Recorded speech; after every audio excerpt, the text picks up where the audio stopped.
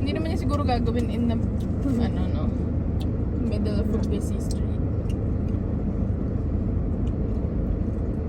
Ito lang yung Baker's Fair na daan natin, hindi ba bang? Maaga magsara mga Okay. yung check. Pahinga na sila. Tayo nga, nagpahinga lang eh. Kumain na.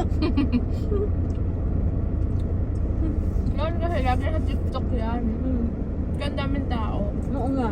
Pag nag-search sila, Beyond the Food Trip. Di ba? Try na natin yun eh. Kaya nga. Yung bago pa lang yan. Sama natin si Cory. Ano?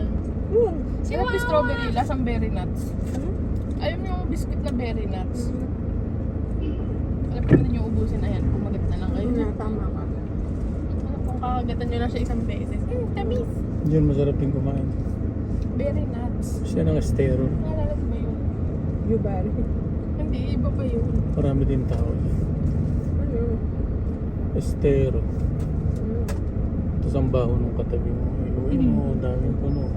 Ang dami din. On a Monday, no? After work. Hindi Marami rin. ronda tayo. Meron na din dyan, oh. Ayan. Kung ano man yan.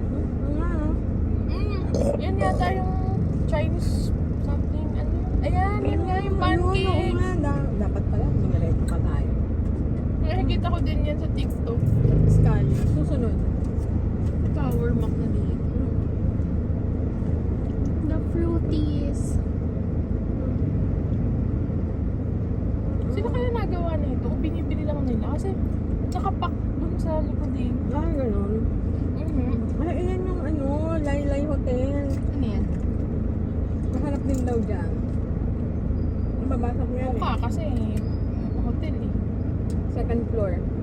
Saka yung coffee. Sabi ko sana, yan ang hinahanap ko kanina. Sabi ko bakit dapat nalakad pa kami doon kasi yung coffee ang masarap din daw. Next time, dami ko pa hindi na-order sa ano eh. Yung Golden Buddha.